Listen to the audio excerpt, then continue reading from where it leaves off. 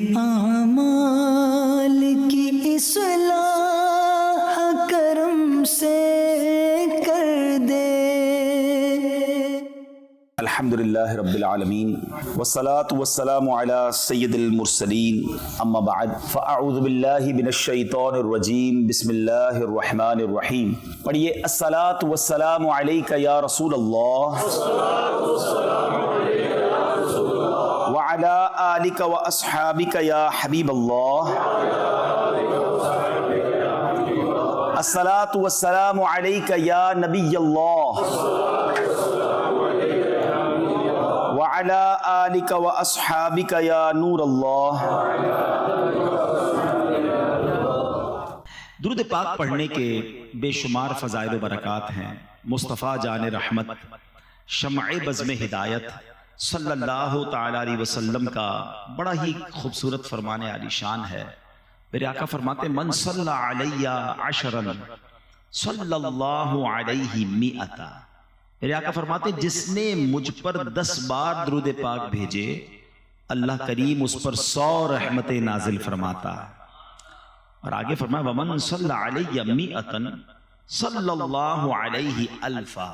جو مجھ پر 100 بار درود پاک بھیجے، اللہ کریم اس پر 1000 رحمتیں نازل فرمائے گا۔ ومن زاد صبابتا وشوقا کنت لہو شفیعا وشہیدا یوم القیامہ۔ اور جو شوق و محبت کے ساتھ اس میں اور زیادتی کرے تو قیامت کے دن میں اس کا شفیع اور گواہ ہوں گا۔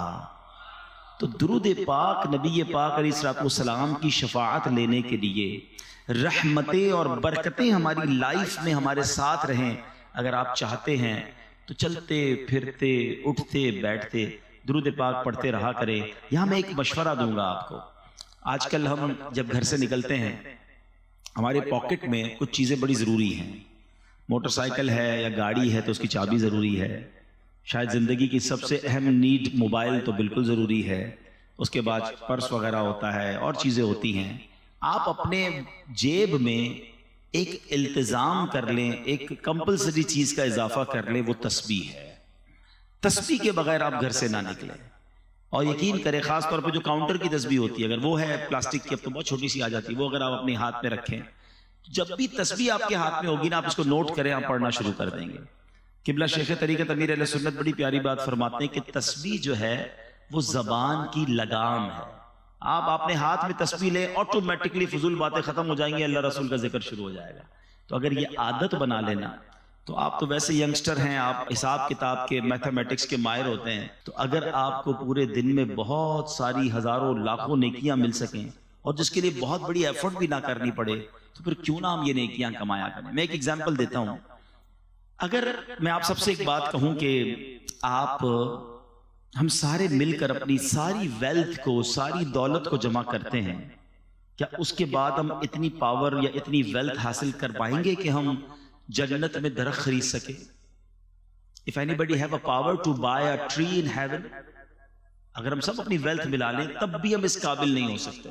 ایسا ہی ہے نا، nobody have power to buy، مگر اللہ کے نبی علیہ السلام کے سچے وعدے ہیں کہ جو ایک بار سبحان اللہ کہے اس کے لیے جنت میں درخت لگا دیا جاتا ہے، ایک بار الحمدللہ کہے جنت میں درخت لگ جاتا ہے، ایک بار اللہ اکبر کہے جنت میں درخت لگ جاتا ہے۔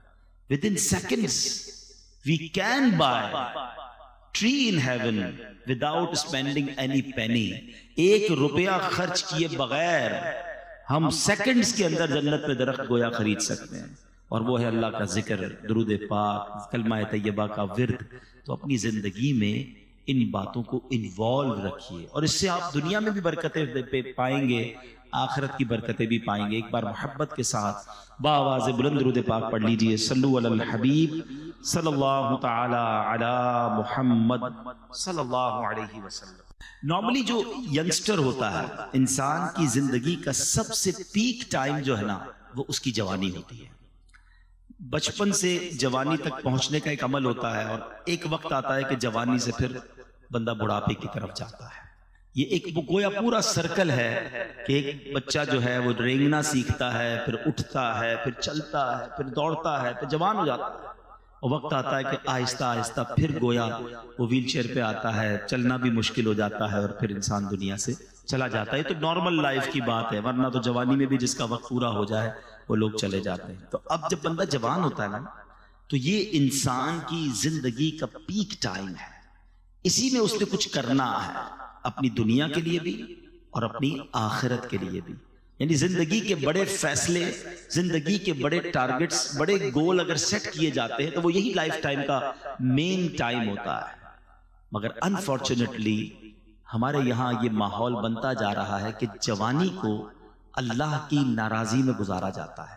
ایک محاورہ مشہور کر دیا ہے کہ جوانی کے دن تو عیش کرنے کے ہوتے ہیں. جوانی تو جناب، جوانی تو مزے کرنے کے دن ہیں. جوانی یقیناً مزے کرنے کے دن ہیں، یقیناً انجوائے کرنے کے دن ہیں، لیکن ہم نے اپنی انجوائمنٹ کو، اپنے مزے کو اللہ کی نافرمانی والے کاموں میں تلاش کر لیا ہے اور ہمیں لگتا ہے وہی مزہ ہے. ایسا نہیں ہے. جس کو اللہ کے ذکر کا مزہ مل جائے، جس کو نمازوں کا لطف مل جائے، جس کو تلاوت قرآن کی چاشنی مل جائے تو وہ واقعی اسے انجوائے کر رہا ہوتا ہے، وہ اپنی زندگی کے حسین دن گزار رہا ہوتا ہے. یقیناً آپ نے اپنی دنیا کے معاملات کو بھی سیٹل ڈاؤن کرنا ہے، لیکن یہاں بھی یہ بات ذہن نشین رہے کہ ہمیں چاہے کاروبار کریں، چاہے جاب کریں، چاہے اسٹڈی کریں، چاہے زندگی کے گول سیٹ کریں، ہم نے سب سے پہلے یہ ریئلائز کرنا ہے کہ کہیں یہ کام اللہ کو ناراض تو نہیں کر دے گا، کیونکہ خالق وہی ہے، مالک وہی ہے. اچھا، جب نوجوان بیٹھتے ہیں تو ایک ڈسکشن کافی ہوتی ہے کہ یار سکسیسفل کون ہے، کامیاب کون ہے، کون لائف کامیاب گزار رہا ہے، کیسی جوانی گزاروں کہ پھر اگلی لائف بڑی آسانی سے گزرے، سکسیسفل لائف کیسے ملے گی. آج میں قرآن پاک کی چند آیتیں آپ کے سامنے پیش کروں گا. یہ کون طے کرے گا کہ کون کامیاب ہے؟ آپ کریں گے، میں کروں گا، یا وہ طے کرے گا جس نے اس کائنات کو بنایا ہے، جس نے مجھے بنایا ہے، جس نے آپ کو بنایا ہے. وہ رب بتائے گا نا کہ کامیاب کون ہے. تو آئیے آج قرآن ہی سے پوچھتے ہیں کہ اے رب کے پیارے کلام، تو ہمیں بتا کہ ہم کامیاب ہونا چاہتے ہیں، ہم سکسیسفل رہنا چاہتے ہیں in the life here and hereafter, زندگی میں بھی اور مرنے کے بعد کی جو زندگی ہے ہم اس میں بھی کامیاب رہنا چاہتے ہیں. کیونکہ کچھ لوگ سمجھتے ہیں پیسے والا کامیاب ہے، کوئی کہتا ہے نہیں جناب طاقت والا کامیاب ہے، کوئی کہتا ہے جو خوبصورت ہے وہ کامیاب ہے، کوئی کہتا ہے جو مشہور ہے وہ کامیاب ہے. ہم انہی ڈسکشنز میں کھو جاتے ہیں. تو سمپل فارمولا یہ ہے کہ قرآن سے ہی پوچھ لیتے ہیں کہ اے خالق و مالک کے کلام، تو ہمیں بتا کہ کون کامیاب ہے. پارہ 18 ہے. میں چاہوں گا آپ سب سے کہ میں تو آج مختصر اس کی قرآن کی چند آیتوں کی تلاوت کروں گا، ترجمہ بتاؤں گا، تفسیر بتاؤں گا، مگر آپ خود بھی گھر جا کے پڑھیے گا، اس کو نوٹ کر لیں. 18 پارے کی صرف شروع کی میں 10-11 آیتیں پڑھوں گا، اور ان 10-11 آیتوں میں اللہ کریم نے ہمیں سب بتا دیا کہ کامیاب کون ہے، کامیاب کون ہے اور کیوں ہے، ان کی اوصاف کیا ہیں، ان کی کیٹیگریز کیا ہیں. اور اس کے بعد رب کریم نے اس کا ریوارڈ بھی بتا دیا. ایک بندہ کہتا ہے نا یار اتنا محنت کروں گا تو ملے گا کیا بھائی، کورس کروا رہے ہو مجھے، آپ اتنا ٹائم میرا اسپینڈ کروا رہے ہو، اینڈ آف دی ڈے مجھے اس کا بینیفٹ کیا ہوگا. اللہ کریم نے کامیاب لوگوں کے اوصاف بھی بیان کیے اور ان کو ملنا کیا ہے وہ بھی بتا دیا ہے. اب اس کی آپ کی مرضی ہے کہ ریوارڈ سامنے رکھ کے ہم کیوں کرتے ہیں مہنگے کورسز، کیوں اتنی پڑھائی کرتے ہیں. نظر آ رہا ہوتا ہے ڈاکٹر بن گیا تو اتنی سیلری ہوگی، انجینئر بن گیا تو اتنی ہوگی، چارٹرڈ اکاؤنٹنٹ بن گیا تو اتنی ہوگی، اور کورسز کر لوں گا، مزید ایک ڈپلوما لے لوں گا تو یہاں یہ میرا فائدہ ہوگا. انسان بینیفٹ پر نظر رکھ کر اسٹرگل کرتا ہے.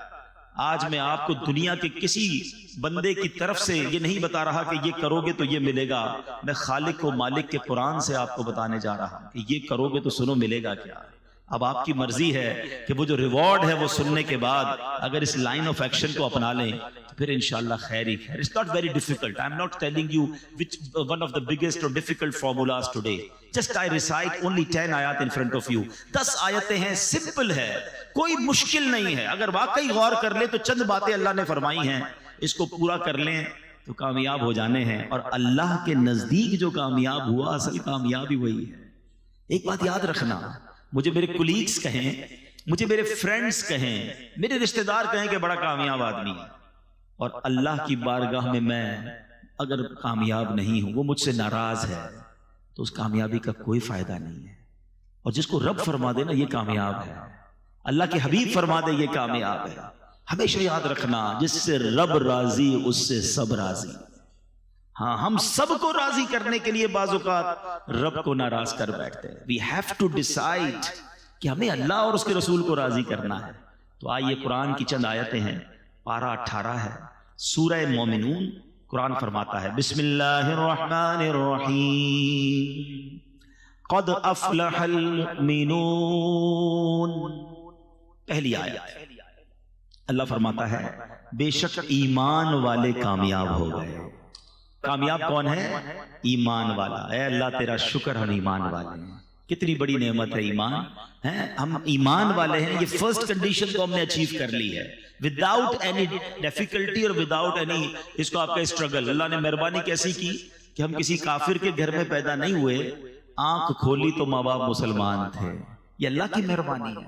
ہم میں سے کسی نے دعا تھوڑی کی تھی پیدا ہونے سے پہلے یا اللہ جب بھی پیدا کیجیے مسلمان گھرانے میں پیدا کرنا. بغیر مانگے اللہ نے مجھے اور آپ کو مسلمان بنا دیا. کان نے پہلی آواز سنی تو اللہ اکبر سنی. تو قرآن کہتا ہے کامیاب کون ہے؟ بے شک ایمان والے کامیاب ہو گئے. اب آگے ایمان والے کیسے یہ آگے قرآن بتائے گا. ٹھیک ہے. اچھا ایمان کی بات پہلے کر لیتے ہیں. ہمیشہ یاد رکھیں the most precious thing which we have, ہمارے پاس جو کچھ چیزیں ہیں ان میں سب سے قیمتی چیز اگر کچھ ہے تو وہ ایمان ہے. ایمان نہیں تو کچھ بھی نہیں. یہ ہمیشہ یاد رکھیے گا. آپ جب تک ایمان کی ویلیو کو فیل نہیں کریں گے آپ اس کی سیکیورٹی کی فیل نہیں کریں گے. میں مثال دیتا ہوں. آپ میں سے ہم میں سے کسی کے پاس پرانی موٹر سائیکل ہو جہاں چاہے کھڑی کر دیتا ہے. جب نہیں لیتا ہے تو ذرا دھیان رکھتا ہے لاک بھی لگاتا ہے. گاڑی لے لے تو اور خیال شروع ہو جاتا ہے. زیادہ قیمتی گاڑی ہو تو رات کو اٹھ کے سنا ہے لوگ اپنی گاڑی دیکھ رہے تھے باہر کھڑی ہے یہ کھڑی ہے بہت مہنگی ہے نا. نارمل موبائل ہے تو کسی بھی جیب میں رکھ دیا. مہنگا موبائل لیا تو بیان کے دوران بھی ہاتھ لگا کے چیک کرتے ہیں ہاں ابھی بھی ہے خیر ہے گیا نہیں ہے. کیوں؟ جتنا قیمتی چیز ہے اتنی اس کی فکر ہے. یہ انسان کی فطرت ہے. It's okay. پیسے تھوڑے ہوتے جیب میں رکھتے ہیں زیادہ ہوتے بینک میں رکھتے ہیں لاکر میں رکھتے ہیں. لیکن اگر واقعی ہم نے یہ مانا ہے کہ ہماری سب سے قیمتی چیز ہمارا ایمان ہے تو I have one question for all of you. پھر میرا آپ سے سوال ہے کہ کب ایمان کی حفاظت کی فکر کی ہے؟ کب سوچا یار سیکیور ہے کہ نہیں کچھ چھین تو نہیں لے گا؟ کبھی جس طرح چیزوں کو چیک کرتے ہیں یار موبائل ہے پیسے ہیں گاڑی ہے بینک بیلنس منگا رہے ہوتے ہیں لوگ یا چیک کر لو سب ٹھیک ہے. لیکن کبھی کوئی ایسا ہم نے اپنی بیلنس شیٹ نکالی ایمان کی کہ یار ایمان بھی ٹھیک جا رہا ہے کہ نہیں کوئی گڑبڑ تو نہیں ہو گئی کچھ چھین تو نہیں رہا چلا تو نہیں جائے گا. اب ہو سکتا ہے آپ میں سے کسی کے ذہن میں خیال آئے کہ کیا ایمان بھی چھین سکتا ہے. یہ تو نئی بات بتا رہے ہیں آپ. جی جناب. اللہ کے حبیب علیہ الصلوۃ والسلام کی میں آپ کو پہلے ایک دعا سناتا ہوں. پہلے پیارے آقا کون ہیں جن کے صدقے مجھے اور آپ کو ایمان ملا ہے نا. تیرے صدقے میں آقا سارے جہاں کو دین ملا. ارے ان کے صدقے دین پھیلا ہے. ہم ایمان والے ان کی وجہ سے ہیں. مگر وہ دعا کرتے تھے یا مقلب القلوب ثبت قلبی علی دینک. اے دلوں کو پھیرنے والے میرے دل کو اپنے دین پر ثابت قدمی عطا فرما. اب ذرا سوچئے کہ اللہ کے حبیب یہ دعا کر رہے ہیں کہ یا اللہ دل پھر نہ جائے. یہ میری اور آپ کی تعلیم کے لیے کہ میری امت تو یہ دعا کرے نا. ہم نے کب دعا کی یا اللہ ایمان سلامت رکھیو ایمان کی حفاظت رہے. خدا را اس کی حفاظت کی فکر کرے. یہ شیطان جو ہے نا اتنا مردود ہے کہ اس کا الٹیمیٹ گول یہی ہے کہ وہ ہمارا ایمان سنیچ کر لے ایمان چھین لے کیونکہ اس نے جہنم میں جانا ہے اور وہ چاہتا ہے کہ وہ ہمیں بھی ساتھ لے جائے اور اس کے لیے اس نے بڑے پلان کیے ہوئے. پہلے یاد رکھیے علماء فرماتے ہیں احادیث کا بھی مضمون ہے کہ جب بندہ گناہ کرتا ہے نا اس کے دل پر ایک سیاہ نقطہ پڑ جاتا ہے. دوسرا کرتا ہے پھر تیسرا کرتا ہے پھر اور جب کنٹینیو کرتا رہتا ہے تو ایک وقت آتا ہے اس کا دل سیاہ ہو جاتا ہے. اب اس پر ہدایت کی کوئی بات اثر ہی نہیں کرتی ہے. اور پھر علماء کہتے ہیں جو گناہوں والی کثرت کے ساتھ زندگی گزارتا ہے ڈر ہے کہ مرتے وقت اس کا ایمان جو ہے وہ چھین لیا جائے. ہمیشہ یاد رکھیں. اچھا یہ صرف نبی پاک کا انداز نہیں تھا. بڑے بڑے صحابہ کرام اولیاء کرام مگر ہم میں سے کس نے دعا کی کہ اللہ ایمان سلامت رکھیو قبر میں ایمان لے کر جاؤں. ہم تو کبھی کسی بزرگ سے بھی مل لیں کوئی ہمیں مل بھی جائے دعا کروانے کے لیے تو روزی کے لیے بچوں کے لیے کاروبار کے لیے دعا کروا ایمان کے لیے دعا کیوں نہیں کرتے. تو یاد رکھیے سب سے قیمتی چیز وہ ایمان ہے.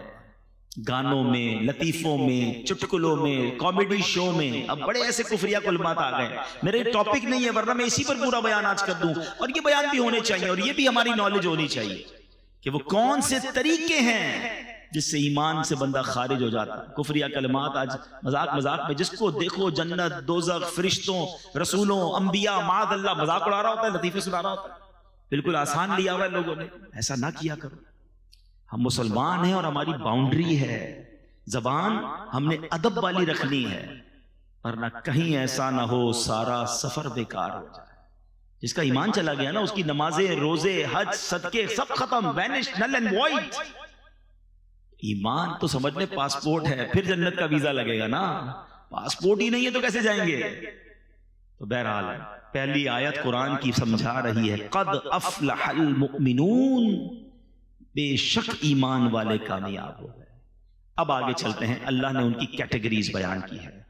الذین هم فی صلاتہم خاشعون, وہ کون ہے ایمان والے؟ ان کے کام کیا ہیں؟ پہلا وصف اللہ قرآن میں فرماتا ہے جو اپنی نماز میں خشوع و خضوع والے, فوکس کرتے ہیں, نماز کو پراپر پڑھتے ہیں. اب نماز پراپر طریقے سے پڑھنے والے, یہ ایمان والے وہ ہیں جو کامیاب ہیں. بڑی تعداد تو نماز ہی نہیں پڑھتی ہے. خشوع و خضوع تو بات کی بات ہے نا. تو سوچئے قرآن کہتا ہے کہ کامیاب لوگ وہ ہیں جو اپنی نماز کو پراپر طریقے سے وتھ فوکس پڑھتے ہیں. تو ہم نے نماز بھی پڑھنی ہے اب پراپرلی پڑھنی ہے. ایک بزرگ کے بارے میں آتا ہے, ان کے پڑوس میں کوئی بچی تھی, اس نے کہا کہ امی وہ ہمارے برابر میں چھت پر ایک تنا لگا ہوا ہوتا تھا, آج کل وہ نظر نہیں آ رہا, ایک پلر. کہا بیٹا وہ کوئی تنا یا پلر نہیں تھا, برابر میں بزرگ رہتے تھے, وہ روز نماز پڑھتے تھے. وہ اتنی دیر نماز پڑھتے تھے, اس فوکس کے ساتھ نماز پڑھتے تھے کہ لوگوں کو لگتا تھا کوئی تنا کھڑا ہوا ہے. لیکن آج تو نماز میں یہ حال ہے کہ دھیان کہیں ہے, دل کہیں ہے. اتنی تیزی سے لوگ نماز پڑھتے ہیں کہ سمجھ ہی نہیں آتی کیا پڑھا اتنی دیر میں. ایک بار نبی پاک علیہ الصلوۃ والسلام کی بارگاہ میں ایک شخص آیا اور اس نے نمازیں ادا کی. نبی پاک نے فرمایا تمہاری نماز ٹھیک نہیں ہوئی ہے, دوبارہ پڑھو. پھر پڑھنے گیا, واپس آیا, پیارے آقا نے کہا تم نے نماز ٹھیک نہیں پڑھی, دوبارہ پڑھو. پھر آیا پیارے آقا نے تیسری بار اس سے کہا دوبارہ پڑھو. کہا حضور مجھے ایسے ہی آتا ہے, میں نے تو سیکھی ایسے ہے. فرمایا یہ وہ نماز نہیں. حدیث کا خلاصہ ہے اطمینان سے رکوع کرو, اطمینان سے سجدہ کرو, اطمینان سے قیام کرو. پیارے آقا علیہ السلام نے فرمایا بدترین چور وہ ہے جو نماز کا چور ہے. نماز کو مذاق نہ بنائے. نماز یہ اللہ کی بارگاہ میں حاضری کا وقت ہے. اس کو اہتمام کیجئے, اس کو گویا سیلیبریٹ کیجئے. مثال کے طور پہ آپ کو وزیر اعظم بلا لیں, کوئی وزیر اعلیٰ بلا لیں, کوئی منسٹر بلائے, کتنا تیار ہو کے جاتے ہیں. پورے محلے کو پتہ چل جاتا ہے کسی بڑی دعوت میں جا رہے ہو تو اتنے پرفیوم لگا کر, اتنے عطر لگا کر لوگ نکلتے ہیں. وہ والے کپڑے استری کروں گا, وہ والے جوتے پہننے, یار یہ تو پچھلی دعوت میں پہن لیے تھے, اب ذرا دوسرا کلر پہننا ہے. سب اہتمام ہے. نماز پڑھتے وقت نہ لباس کا خیال ہے, نہ صفائی کا خیال ہے, نہ توجہ ہے. ایسا نہ کریں. اپنی نماز کی حفاظت کریں, پراپر طریقے سے پڑھیں. ایک میں فارمولہ بھی بتا دیتا ہوں. کچھ لوگ کہتے ہیں یار نماز پڑھتے ہیں تو دھیان کہیں اور ہوتا ہے. وہ چٹکلا مشہور ہے نا کہ ایک شخص تھا, وہ اس کی جماعت چلی گئی, عشاء کی جماعت, دکاندار تھا, وہ رونے لگا. لوگوں نے کہا اب جماعت چلی گئی اس لیے رو رہے ہیں؟ کہتے جماعت چلی گئی اس لیے نہیں رو رہا, روز عشاء کی نماز میں امام صاحب تلاوت کرتے تھے, میں دکان کا حساب کرتا تھا. اب امام صاحب نے نماز تو پڑھا دیا, مجھے خود اپنی نماز بھی پڑھنی پڑے گی, الگ سے حساب بھی کرنا پڑے گا. تو مسئلہ یہ ہے کہ نماز میں سارے خیالات آتے ہیں. تو اس کی وجہ یہ ہے کہ ہم نماز کے مطلب کو نہیں سمجھتے. اگر نماز میں جو ہم تلاوت کرتے ہیں نا اس کو ترجمے سے پڑھ لینا ایک بار. میں اس کا ایک مشورہ دیتا ہوں جو چاہتے ہیں کہ نماز میں دھیان نہ بٹے. ایک فارمولہ یہ ہے کہ آپ 30واں پارہ, قرآن پاک کا 30واں پارہ اور سورہ فاتحہ, اس کو پراپر ترجمے اور تفسیر سے 2-3 بار پڑھ لیں. میں آپ کو مشورہ بھی دے دیتا ہوں, تفسیر قرآن صراط الجنان, یہ موبائل فون پر بھی موجود ہے, انٹرنیٹ پر اس کی اپلیکیشن بھی موجود ہے, ڈاؤن لوڈ کر لیں, منگوا لیں. 2-3 بار پڑھ لیں 30واں پارہ. آپ یقین کریں آپ کی زندگی مزیدار ہو جائے گی, کیونکہ نارملی امام صاحب 30ویں پارے سے کوئی نہ کوئی سورت تلاوت کر رہے ہوتے ہیں. اب جب وہ سورہ فاتحہ پڑھیں گے نا تو آپ کو پتہ چل جائے گا بات کیا ہو رہی ہے. اب جب وہ آخری پارے کی کوئی آیت تلاوت کریں گے آپ کو اندازہ ہو جائے گا کہ قبر کا ذکر ہے, حشر کا ذکر ہے, نعمتوں کا ذکر ہے, جنتوں کی بات. واللہ میں آپ کو دل کی بات بتاؤں کہ جو قرآن کو سمجھتے ہیں نا, اچھا قاری تلاوت جب کر رہا ہوتا ہے نا تو دل نہیں چاہتا امام صاحب رکوع میں جائیں, جی چاہتا ہے اللہ کی اور باتیں سنائیں. کلام اللہ کو کیا سمجھتے ہو؟ یہ اللہ کا کلام ہے.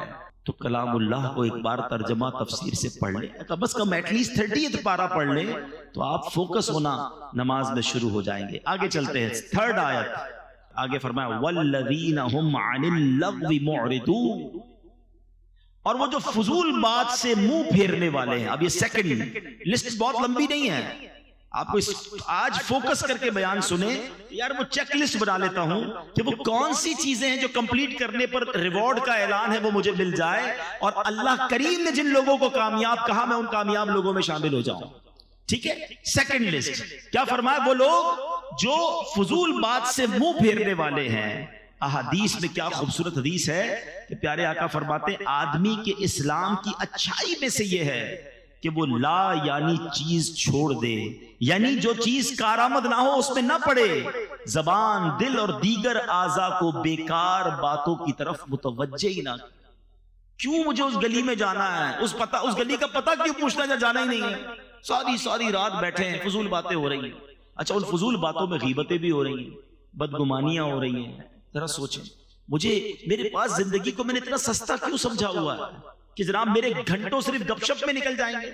دنیا بھر کے کاروبار کی معلومات رکھنی ہے، آج سونے کا دام کیا رہا، تو ڈالر کا ریٹ کیا رہا، تو تیل کا کیا دام رہا۔ ارے بھائی تمہارے کنویں ہیں جو تم روز تیل کا ریٹ چیک کرتے ہو یار؟ قرآن پڑھا نہیں ہے، حدیث پڑھی نہیں ہے، نماز پراپر آتی نہیں ہے، وضو کرنا آتا نہیں ہے، امریکہ میں کون صدر بنے گا اس پہ بحث ہو رہی ہے۔ خود سوچیں آپ کہ اپنی لائف کو کیوں فضول ضائع کر رہے ہیں؟ چلے دنیا بھی کوئی علم حاصل کر لیں، کوئی زبان سیکھ لیں، کوئی سافٹ ویئر سیکھ لیں، اپنی دنیا اور آخرت میں سے کوئی کام آنے والا کام کریں نا۔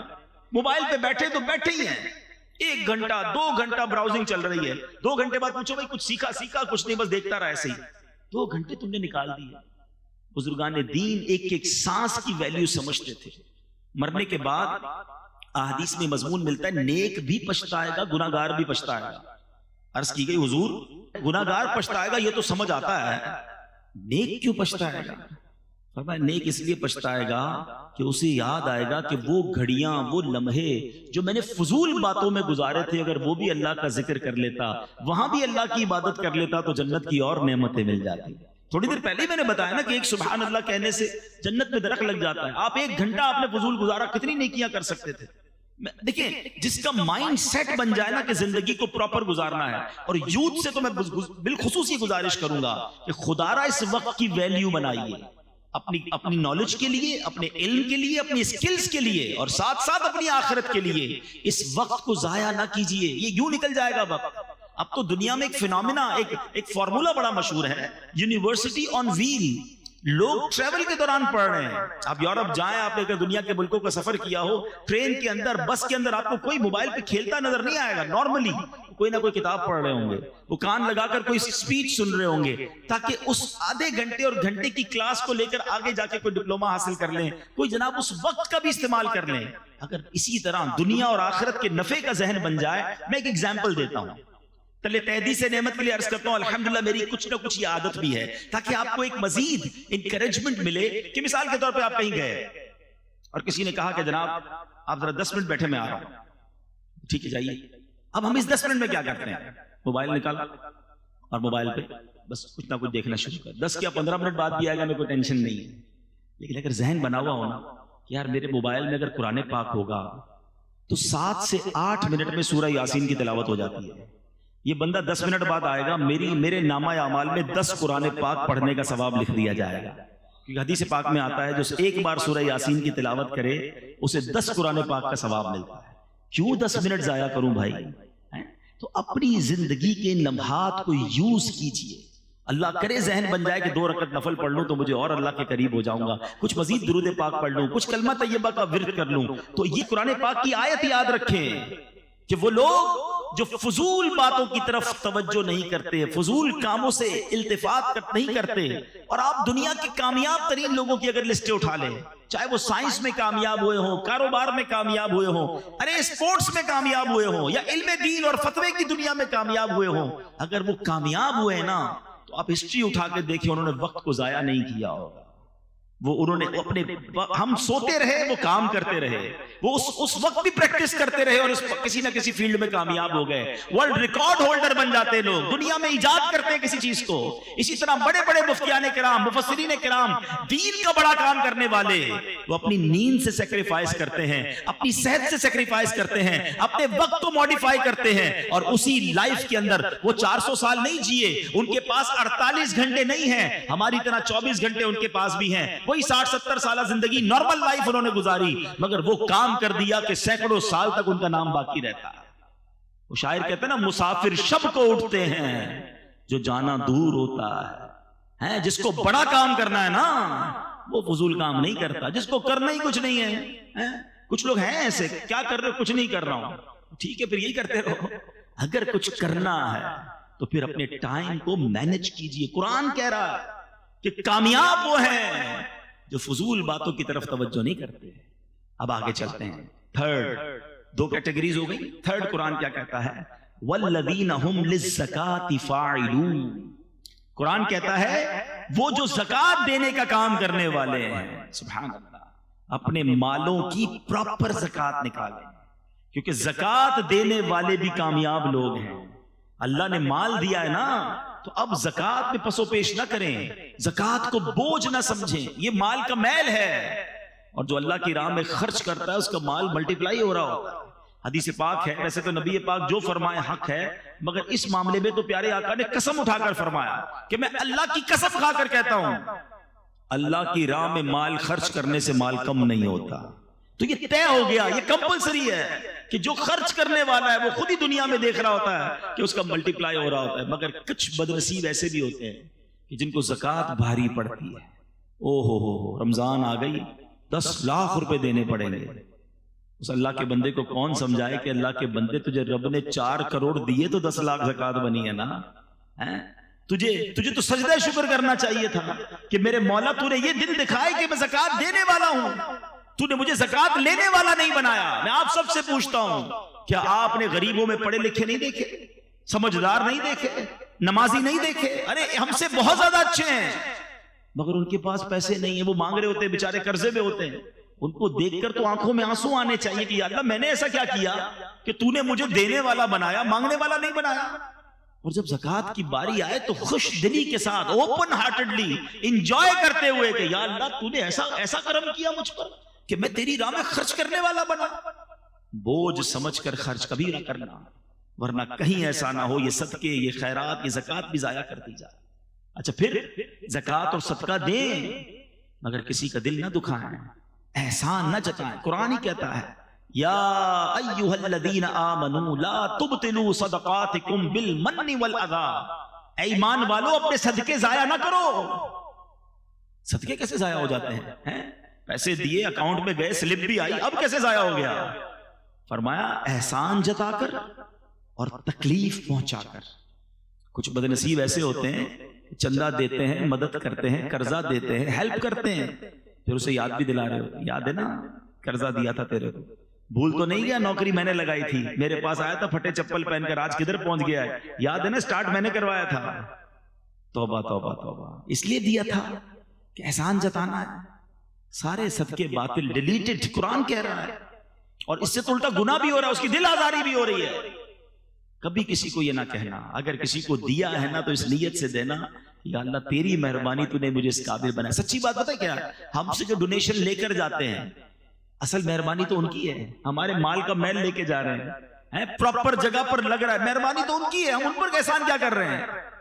تو کبھی بھی اپنی زکوٰۃ کو، اپنے ڈونیشن کو اپنے اوپر بوجھ نہ سمجھے، اس کو انجوائے کریں، شکر ادا کریں اور اسے ادا کریں، کیونکہ قرآن جن کامیاب لوگوں کی فہرست بیان کر رہا ہے اس میں ایک کیٹیگری وہ ہے جو زکوٰۃ ادا کرنے والے ہیں۔ پوری دیجئے۔ اچھا یہ بھی بڑا مسئلہ ہے، زکوٰۃ دیتے ہیں لم سم نکال دی، نہیں جناب حساب کرے نا پراپر۔ اچھا خود حساب کیسے کر لیتے بھیا؟ اپنے ٹیکس ریٹرن خود فائل کرتے ہیں، کیوں وکیل ہائر کیا ہے؟ خود ہی فائل کر لیا کرے نا ہر سال۔ نہیں یار وہ ذرا ایکسپرٹ ہے نا، صحیح بتاتا ہے، کوئی غلطی نہ ہو جائے، غلط ہو گئی تو پھر FBR کا نوٹس آ جائے گا۔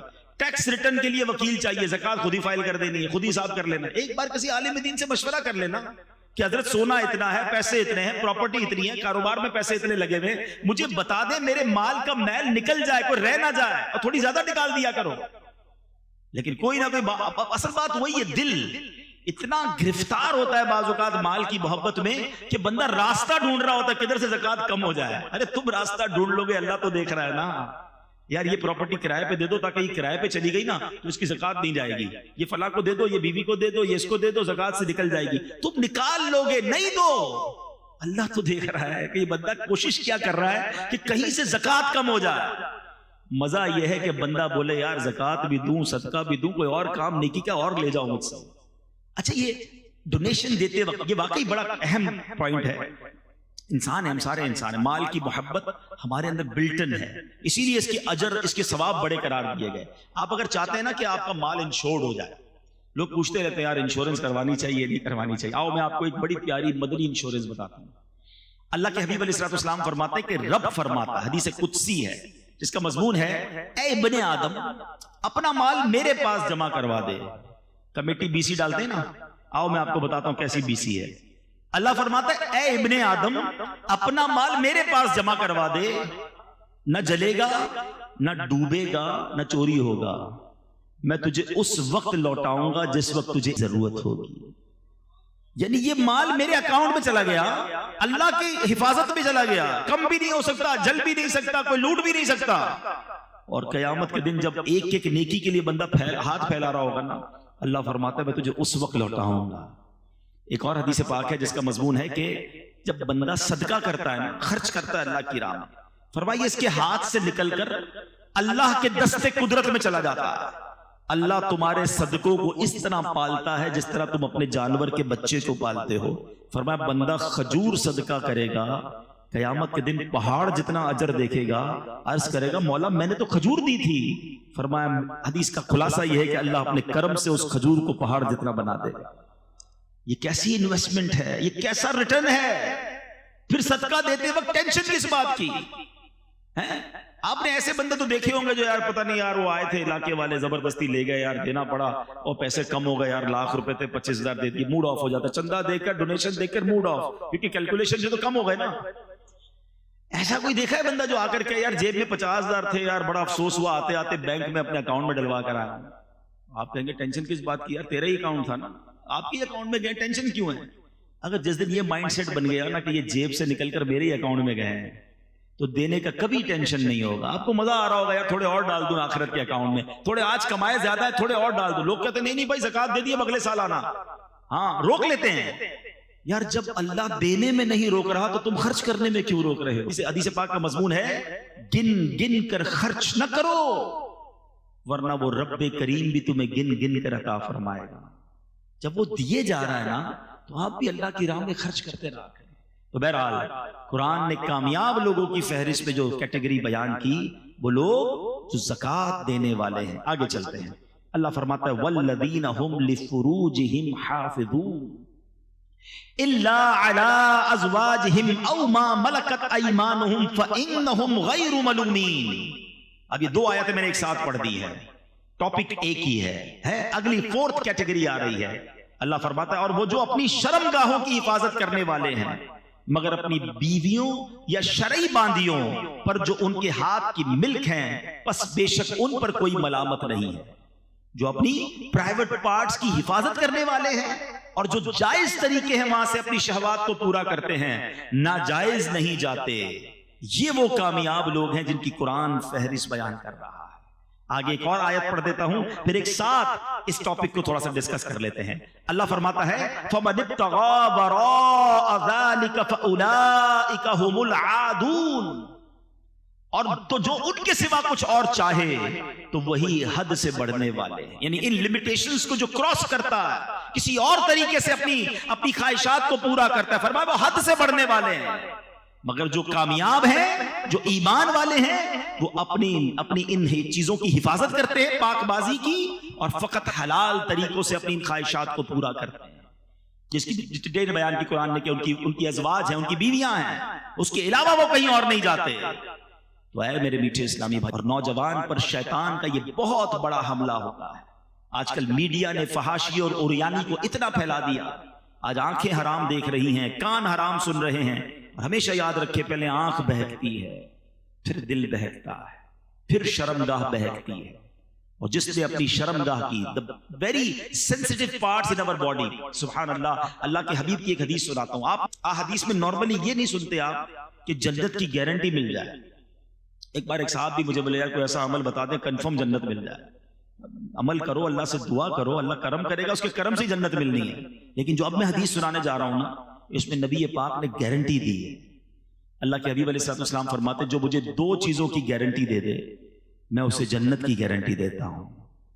2 چیزوں کی ضمانت دے دے, حدیث پاک کا مضمون ہے, میں اسے جنت کی ضمانت دیتا ہوں.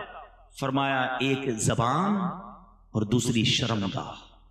یہ زبان کو حلال میں استعمال کرے اور اپنے پرائیویٹ پارٹس کو حرام طریقے سے یوز نہ کرے, میں اسے جنت کی ضمانت دیتا ہوں. کتنا آسان ہو گیا جنت کا معنی. چلے جناب بہت لمبی فہرست سے باہر آ جاؤ نا. زبان صحیح کر لو اور شرمگاہ کی پاک بازی کر لو, اللہ کے حبیب کا وعدہ ہے جنت عطا ہو جائے گی. تو اب اس میں حال یہ ہے کہ زبان حرام کرتے تھکتی نہیں. جھوٹ, غیبت, فحاشی, بے حیائی کی باتیں, دل آزاریاں اور شرمگاہ کی حفاظت, اس قدر برائی عام ہو گئی ہے. نہیں میرے میٹھے اسلامی بھائیو, یہ جوانی اللہ کو ناراض کرنے کے لیے اللہ نے نہیں دی. شیطان حملہ آور ہوتا ہے, یقیناً بڑی خواہشات ہوتی ہیں بڑا, لیکن یہی تو مقابلہ ہے نا. بندہ کہتا ہے نا جوانی میں چیلنج لینا ہے تو لو نا چیلنج, اور شیطان کو بتاؤ کہ میں شیطان کا نہیں میں رحمان کا بندہ ہوں, اور اپنے آپ کو ان گناہوں سے بچانا, روکنا ہے اپنے آپ کو, اور یہی اپنے آپ کو بچانا انشاءاللہ آپ کو جنت میں لے جائے گا. ایک اور حدیث پاک, نبی پاک علیہ السلام نے ایک حدیث میں قیامت کے دن اللہ کے عرش کا سایہ جن خوش نصیبوں کو ملے گا نا, ان خوش نصیبوں کی کیٹیگریز بیان کی. اس میں ایک کیٹیگری یہ بھی ہے کہ اللہ کے عرش کا سایہ اس نوجوان کو ملے گا کہ جس نوجوان کی جوانی جو ہے وہ عبادت میں گزری ہو. جو جوانی عبادت میں گزارتا ہے نا اس کو اللہ کے عرش کا سایہ ملے. بڑھاپے میں عبادت کرنا کمال نہیں ہے, اصل کمال جوانی میں اللہ کی نافرمانی سے بچنا ہے. اور کیا ہمارے پاس یہ گارنٹی؟ نوجوانوں کو کہو یار آپ نماز پڑھا کریں, آپ گناہ سے بچیں, تو کہتا ہے بھائی بوڑھا ہونے کے بعد تو میں نے اللہ اللہ ہی کرنا ہے. ٹھیک ہے, لیکن میں آپ سے پوچھتا ہوں آپ کے پاس گارنٹی ہے کہ آپ بوڑھے ہوں گے؟ آپ کے پاس کتنے دن زندہ رہنے کی گارنٹی ہے؟ اتنے پڑھے لکھے لوگ بیٹھے, میں ایک سوال کر لیتا ہوں, آپ میں سے کون کون ہے جو اس بات کی مجھے گارنٹی دیتا ہے کہ اگلے سنڈے تک میں زندہ رہوں گا؟ کوئی ہے؟ اچھا اگلے سنڈے تک کی گارنٹی نہیں ہے. اچھا کل صبح تک کی تو ہوگی کسی کے پاس کہ مارننگ تک زندہ رہوں گا. اچھا ایک بھی ہاتھ نہیں اٹھا ہے. اچھا کسی کے پاس یہ گارنٹی ہے اس ہال سے زندہ باہر جاؤں گا؟ یہ بھی نہیں ہے. آپ کو یہ معلوم ہے کہ آگاہ اپنی موت سے کوئی بشر نہیں, سامان 100 برس کا ہے, پل کی خبر نہیں. جب پل کی خبر نہیں ہے تو مجھے بتاؤ نا پھر کل کی پلاننگ کیوں کر رہے ہو؟ 50 سال کے بعد بس اللہ اللہ ہی کرنا ہے, بس تھوڑا انجوائے کر لو لائف کو, شادی وادی ہو جائے, اس کے بعد بس میں نے بالکل نمازیں بن جانا ہے, گناہ چھوڑ دینے ہیں. آپ کے پاس جب صبح کی گارنٹی نہیں ہے تو یہ پلان کیوں لیٹ کر رہے ہو؟ امیر معاویہ رضی اللہ عنہ, میں آپ کو ان کا قول سناتا ہوں. ایک بار آخری وقت تھا, آپ کا بڑھاپے کی زندگی تھی اور بالکل لاسٹ اسٹیج تھا, وصال کا وقت قریب آیا, تو آپ نے کہا مجھے اٹھا کر بٹھاؤ.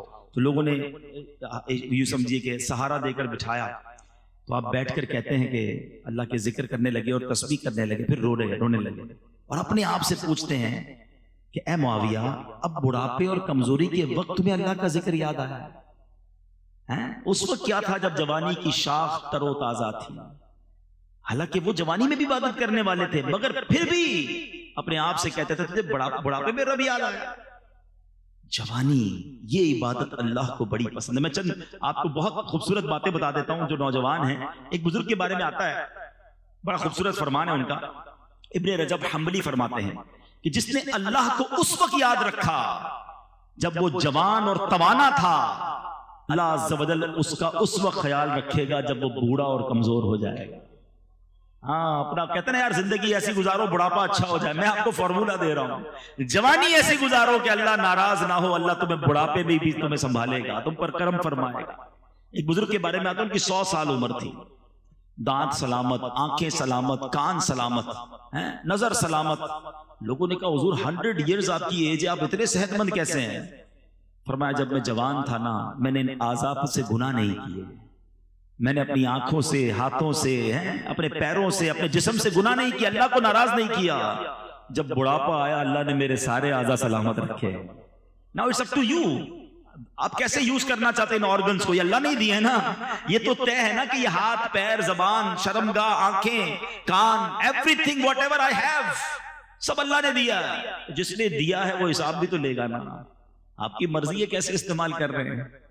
پلیز اب میں آپ کو بڑی کمال کی حدیث سنانے جا رہا ہوں. میں جب بھی اس حدیث کو پڑھتا ہوں آئے ہائے ہائے، میں اپنے لیے بھی دعا کرتا ہوں اللہ کرے مجھے بھی ایسا بنا دے، اللہ کرے یہ سعادت ہمیں مل جائے. 2-3 حدیثیں ہیں. پیارے آقا علیہ الصلوۃ والسلام کا فرمان ہے کہ اللہ تبارک و تعالی اپنی مخلوق میں اس خوبرو نوجوان، وہ خوبصورت جوان کو اللہ تعالیٰ کتنا پسند فرماتا ہے، ذرا سنیے گا. ماشاءاللہ بہت خوبصورت چہرے والے لوگ بیٹھے ہیں. اللہ کریم اپنی مخلوق میں اس خوبرو نوجوان کو سب سے زیادہ پسند فرماتا ہے جس نے اپنی جوانی اور حسن و جمال کو اللہ عز و جل کی عبادت میں صرف کر دیا. اللہ عز و جل فرشتوں کے سامنے اس نوجوان پر فخر فرماتے ہوئے کہتا ہے یہ میرا حقیقی بندہ. آئے ہائے، اللہ کرے کہ اللہ ہمیں ایسا، خود اللہ کی رحمت سے ہی بنیں گے، اللہ بنا بھی دے اور پھر اللہ فرمائے فرشتوں سے کہ یہ میرا حقیقی بندہ. ایک اور حدیث سنیے گا. اللہ فرماتا، حدیث قدسی ہے، میری تقدیر پر ایمان لانے والا، میرے لکھے پر راضی رہنے والا، میرے دیے ہوئے رزق پر قناعت کرنے والا اور میری رضا کی خاطر اپنی شہوات نفسانی کو ترک کرنے والا نوجوان میری بارگاہ میں میرے باز فرشتوں کی مانند ہے. یہ ہے جوانی کا استعمال کہ اپنے آپ کو روکنا. آج بندہ کبھی رکتا بھی ہے نا تو اکیلے میں نہیں رک رہا ہوتا. دروازہ بند ہوا، اب جو دیکھنا ہے دیکھ لو، جو کرنا ہے کر لو. لوگ کہتے ہیں کسی اور کنٹری میں چلتے ہیں، کسی اور علاقے میں چلتے ہیں، ادھر کوئی جاننے والا نہیں ہوگا. جدھر بھی جاؤ گے اللہ تو دیکھ رہا ہے نا. کاش گناہ کرتے وقت دل میں یہ نقش ہو جائے کہ جو میں کر رہا ہوں وہ رب دیکھ رہا ہے. ایک اور بڑا درد ہے مجھے، نوجوان بیٹھے ہیں، کہ آج ایک اور کہانی یہ بن گئی ہے کہ ہماری ہر سیلیبریشن، ہماری ہر خوشی جو ہے اس میں ہم اللہ کو ناراض کر رہے ہیں. یہ ہے کتنی عجیب بات. دنیا میں آپ کو کوئی گفٹ دے، آپ کیا کہتے ہیں؟ تھینک یو، بڑی مہربانی، جزاک اللہ. اچھا گفٹ دے، بندہ کہتا ہے اس کو تو کبھی بھی ناراض نہیں کروں گا، بڑا خیال رکھتا ہے. اللہ نے کروڑوں گفٹ دیے مجھے اور آپ کو، آنکھیں دی، ناک دی، کان دیے، زبان دی، گونگا نہیں بنایا، بہرا نہیں بنایا، ہاتھ والا بنایا، پیر والا بنایا، مال دیا، گھر دیا، عزت دی. اچھا پھر خوشی دی. جو اللہ خوشی دینے والا ہے، مثال کے طور پہ کسی کے یہاں بچہ پیدا ہوا، بچے پیدا ہونے کی خوشی میں پارٹی کریں گے. اس پارٹی میں کیا کریں گے؟ اللہ کو ناراض کرنے والا. بچے کی تھوڑا بڑا ہوا، برتھ ڈے کرنی ہے، برتھ ڈے کریں بھائی، کون منع کرتا ہے؟ برتھ ڈے کریں گے، اس میں اللہ کو ناراض کرنے والا. خوشی رب دیے جا رہا ہے، ہم اللہ کو ناراض کر رہے ہیں. وہ بچہ بڑا ہو گیا، اب اس کی شادی کرنی ہے، اس شادی کی خوشی میں بھی اللہ کو ناراض کرنا. اور کتنا ناراض کرنا ہے؟ اتنا ناراض. کون سا کام ہے جو شادیوں میں آج نہیں ہو رہا؟ حالانکہ پوچھو ان سے کہ جن کے بچوں کی شادیاں نہیں ہوتی ہیں، ماں باپ رو رو کے دعائیں کرتے ہیں اللہ بچوں کی شادی ہو جائے، رشتہ آ جائے. رشتہ آیا اور اللہ کو ناراض کرنا شروع کر دیا. یہ کتنی بڑی بے وقوفی ہے. اللہ نے گھر دیا، گھر کی اوپننگ پارٹی، اس میں اللہ کو ناراض. اللہ نے ایک نیا سال دیا، نیو ایئر پارٹی، پھر اللہ کو ناراض. بندہ بیمار ہو کر صحت یاب ہوتا ہے، کہتے ہیں صحت کی خوشی میں پارٹی، پھر اللہ کو ناراض. ارے اللہ کے بندوں تمہیں رب دیے جا رہا ہے اور تم اسے ناراض کیے جا رہے ہو. پھر کہتے ہیں ہماری نعمتیں چلی جاتی ہیں. بچوں کی شادی میں لاکھوں کروڑوں خرچ کیے، تھوڑے عرصے بعد بہو گھر پہ آ گئی یا بیٹی گھر پہ آ گئی، طلاق لے کر رشتہ ٹوٹ گیا، بڑی ناراضگی. اچھا شادی ہو گئی تو ان کے یہاں اولاد نہیں ہو رہی، کیا کرے؟ ارے تم نے اس شادی میں اللہ کو ناراض کتنا کیا تھا، کبھی سوچا؟ یہ کتنی بڑی بے وقوفی ہے کہ میں خوش ہو رہا ہوں. ذرا میرا جملہ سنیے گا، اللہ کرے میری یہ بات آج دل میں اتر جائے. یہ سوشل میڈیا پر بھی لائیو جا رہا ہے. یہ کتنی بڑی بے وقوفی ہے کہ اللہ خوشی دے رہا ہے، میں خوش ہو رہا ہوں، میرے بچے، فیملی، دوست خوش ہو رہے ہیں، اور اس خوشی میں میرا رب ناراض ہو رہا ہے. مجھے بتاؤ نا، یہ عقل مندی ہے؟ ارے آج ایک بات طے کر کے جاؤ کہ میں جب بھی خوشی مناؤں گا ایسے مناؤں گا کہ میرا رب بھی مجھ سے خوش ہو جائے گا. یہ پاسبل ہے نا؟ بلکہ میں آج یوتھ کو، نوجوان کو ایک پوائنٹ دینا چاہتا ہوں کہ آج آپ ایک نیت کر کے جاؤ کہ یار میری جب بھی شادی ہونی ہے نا، میں نے کم از کم اللہ کو ناراض نہیں کرنا ہے. کیوں؟ آپ کی شادی میں انجوائے کون کرے گا؟ آپ کے دوست، آپ کے رشتہ دار. اچھا آپ کہیں گے یار ہم کوئی رسم نہیں کریں گے تو خاندان والے کیا کہیں گے؟ تم خاندان والوں کو راضی کرنے کے لیے، تم دوستوں کو راضی کرنے کے لیے ایک تو لاکھوں روپے خرچ کرو گے، اس کے بعد اس سب کا وبال جو آئے گا وہ تم میاں بیوی پر آئے گا.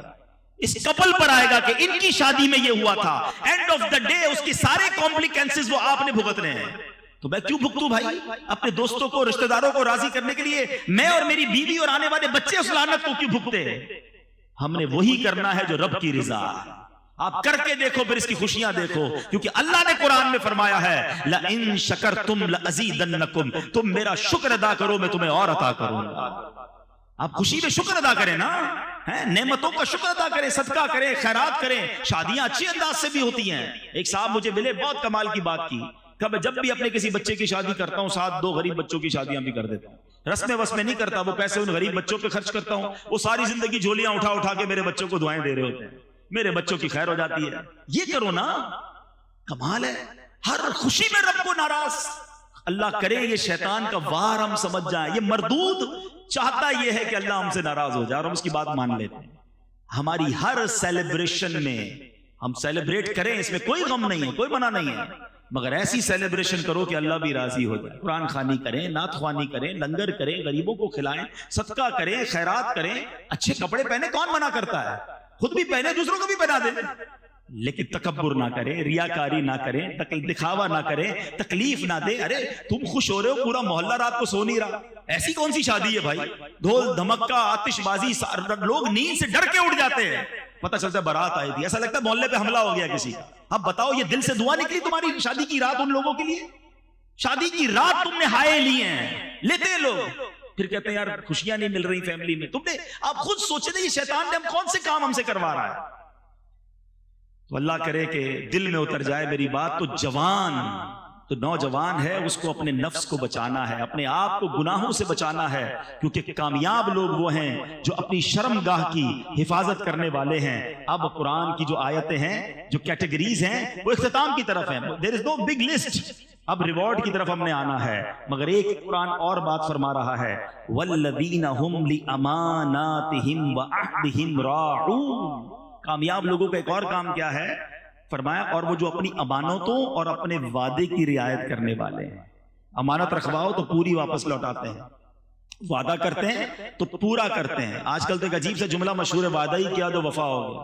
ارے اللہ کے بندو, مسلمان کا وعدہ سچا ہوتا ہے. قرآن کہہ رہا ہے کہ کامیاب لوگ وعدے کی پاسداری کرنے والے ہیں اور امانت لوٹانے والے ہیں. امانت لے کے بھاگنے والے نہیں ہیں. لیکن اب جو یہ کرنے والے ہیں, پھر آگے قرآن آخری بات, پھر انعام کی طرف آ جائیں گے. آپ کو اگر تھوڑی دہرائی کر لیں, نماز خشوع و خضوع سے پڑھنے والے, زکوٰۃ دینے والے, فضول کام کرنے والے نہیں, اپنی شرمگاہ کی حفاظت کرنے والے, اور 5واں فرمایا امانتوں کی اور وعدوں کی پاسداری کرنے والے. ابھی تک تو 5 ہی آلموسٹ باتیں ہوئی نا, اب 6ٹھی بات آ رہی ہے اور اس کے بعد انعام ہے. قرآن فرماتا ہے وَالَّذِينَ هُمْ عَلَىٰ صَلَوَاتِهِمْ يُحَافِظُونَ. پھر نماز آ گئی. Look at the value of namaz. Quran کہتا ہے وہ جو اپنی نمازوں کی حفاظت کرتے ہیں. پہلے کہا نماز خشوع و خضوع سے پڑھتے ہیں, اب قرآن کہہ رہا ہے کہ وہ نماز پراپر ٹائم پہ حفاظت کر کے پڑھتے ہیں, نماز ضائع نہیں ہونے دیتے. لوگ کہتے ہیں یار شام کو ساری پڑھ لیتا ہوں, تو بریک فاسٹ لنچ بھی ڈنر میں کر لیا کرو نا. بریک فاسٹ کے وقت بریک فاسٹ یاد ہے, لنچ کے وقت لنچ یاد ہے, کاروبار کے وقت کاروبار یاد ہے, رات کو ساری نمازیں پڑھنی ہے, ٹائم پہ پڑھنی ہے, حفاظت کرنی ہے نماز کی. اور میں آپ کو صحیح بتاؤں, جس نے اپنی زندگی میں نماز کو پراپر انوالو کر لیا نا, اب اس کی نماز قضا نہیں ہوتی, اس کو الٹا بے چینی شروع ہو جاتی ہے.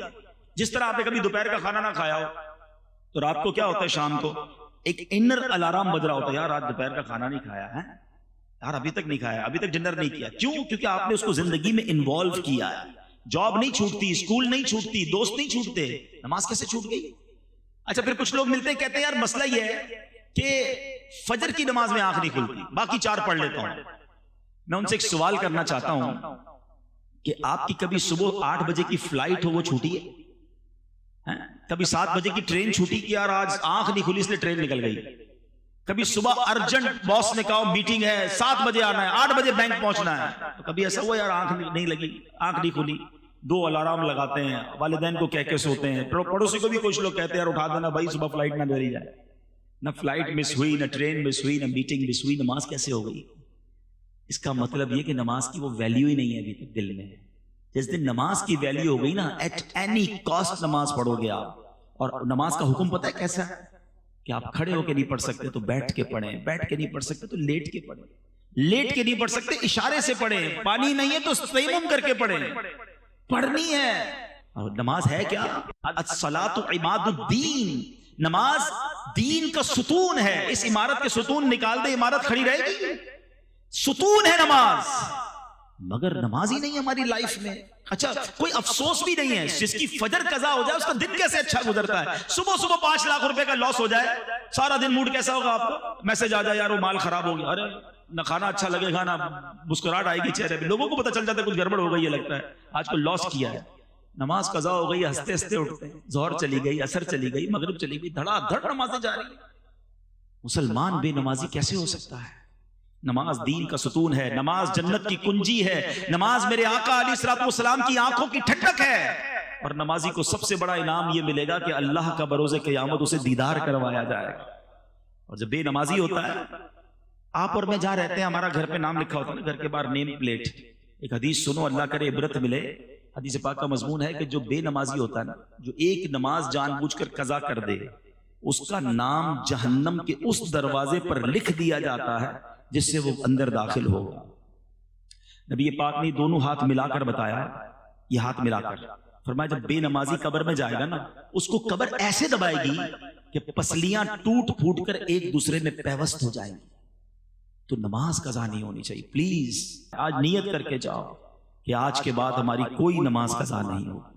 آپ نماز پڑھیں، نماز آپ کی ساری مشکلیں آسان کر دے گی، نماز روزی میں برکت لاتی ہے، نماز بیماریوں کو دور کرتی ہے، نماز آپ کے برڈن ریلیز کر دے گی۔ جو پڑھتے نماز ان سے پوچھو وضو کرنے کے بعد ایسا لگتا ہے بندہ ری سٹارٹ ہو گیا ہے، ریفریش ہو گیا ہے، ایک نئی زندگی کو اب دوبارہ ملتی ہے۔ تو نماز پڑھنے کی پراپر عادت ڈالیں۔ تو یہ 6 یا 7 چیزیں ہوئی۔ Now come towards the reward. Allah اکبر، انعام سنو، مزے کو بھی مزہ آ جائے گا۔ اللہ قرآن میں فرماتا ہے اولئک ھم الوارثون، یہی لوگ وارث ہیں۔ کس کے وارث ہیں؟ الذین یرثون الفردوس ہم فیہا خالدون۔ قرآن کہتا ہے یہ فردوس کی میراث پائیں گے اور وہ اس میں ہمیشہ رہیں گے۔ جنت بھی کون سی والی؟ جنت الفردوس۔ جنت الفردوس کیا ہے پہلے یہ سنو۔ اللہ کے حبیب علیہ الصلوۃ والسلام فرماتے ہیں کہ حضرت معاذ بن جبل رضی اللہ تعالیٰ اس حدیث کے راوی ہیں کہ پیارے آقا علیہ الصلوۃ والسلام نے فرمایا جنت میں 100 درجے ہیں، 2 درجوں کے درمیان اتنی مسافت ہے جتنی آسمان اور زمین کے درمیان ہے۔ فردوس سب سے اعلیٰ اور درمیانی جنت ہے، اور اس کے اوپر رحمان عز و جل کا عرش ہے، اس سے جنت کی نہریں نکلتی ہیں۔ جب تم اللہ تعالیٰ سے سوال کیا کرو تو جنت الفردوس کا سوال کیا کرو۔ لہٰذا ہر مسلمان کو چاہیے کہ جب اللہ سے جنت مانگے جنت الفردوس ہی کی دعا کرے۔ اگر اللہ تعالیٰ نے اپنے فضل و کرم سے وہ دعا قبول کر لی تو آقا فرماتے ہیں آخرت میں ملنے والی وہ سب سے عظیم نعمت ہے۔ ہم تو دعا مانگیں گے نا، قرآن تو کہہ رہا ہے یہ وارث ہیں، گارنٹیڈ۔ اولئک ھم الوارثون، یہی لوگ وارث ہیں۔ کس چیز کے؟ الذین یرثون الفردوس، فردوس کے وارث ہیں۔ اور کتنے ٹائم کے لیے جائیں گے؟ امریکہ جاتے ہو، یورپ جاتے ہو، ترکی جاتے ہو، پلیجر ٹرپ پہ جاتے ہو، 5 دن 7 دن 30 ڈیز، اس کے بعد تو واپسی ہے نا۔ زندگی میں بھی آئے، مزے کیے تو بھی 10 15 20 50 سال۔ جنت میں جو گیا ہم فیہا خالدون، there is no expiry date، always، ہمیشہ ہمیشہ کے لیے جنت میں چلے جائیں گے۔ تو کتنی لمبی لسٹ تو نہیں ہے کہ سورہ مومنون کی آج میں نے تقریباً 11 صرف آیت تلاوت کی ہیں، اور یہی میرا بیان تھا کہ کامیاب لوگ کون ہیں۔